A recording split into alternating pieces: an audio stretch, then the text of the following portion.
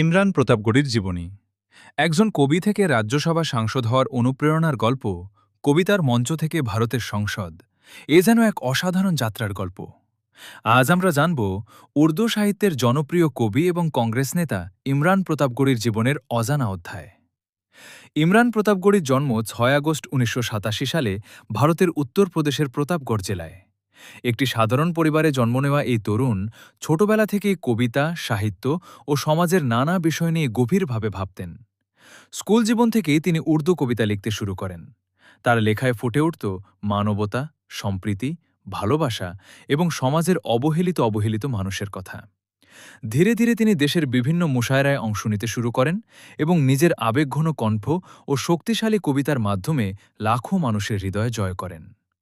কবি হিসেবে জনপ্রিয়তা পাওয়ার পর তিনি শুধু সাহিত্যেই সীমাবদ্ধ থাকেননি।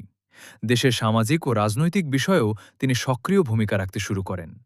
মানুষের অধিকার, শিক্ষা, সাম্য এবং সংবিধানের মূল্যবোধ নিয়ে তিনি নিয়মিত বক্তব্য রাখতে থাকেন। পরবর্তীতে তিনি ভারতীয় জাতীয় কংগ্রেসে যোগ দেন। তার নিষ্ঠা, সাংগঠনিক দক্ষতা এবং মানুষের প্রতি ভালোবাসার কারণে তিনি দ্রুত দলের গুরুত্বপূর্ণ দায়িত্ব পান। তিনি কংগ্রেসের সংখ্যালঘু বিভাগের জাতীয় চেয়ারম্যান হিসেবে কাজ করেন এবং পরে ভারতের রাজ্যসভা সদস্য হিসেবে নির্বাচিত হন। সংসদে তিনি শিক্ষা, কর্মসংস্থান, সামাজিক ন্যায় বিচার, সংবিধান রক্ষা এবং সাধারণ মানুষের বিভিন্ন সমস্যা নিয়ে নিজের বক্তব্য তুলে ধরেন। একজন কবির সংবেদনশীলতা এবং একজন রাজনীতিবিদের দায়িত্ববোধ, এই দুই গুণই তাকে অন্যদের থেকে আলাদা করেছে। আজ ইমরান প্রতাপগড়ি শুধু একজন রাজনীতিবিদ নন, তিনি লক্ষ লক্ষ তরুণের কাছে অনুপ্রেরণার নাম।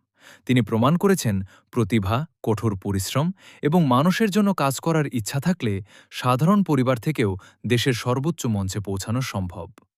ইমরান প্রতাপগড়ির জীবন আমাদের শেখায় কলমের শক্তি, সত্যের পক্ষে সাহস এবং মানুষের প্রতি ভালোবাসাই একজন মানুষকে ইতিহাসে স্মরণীয় করে তোলে।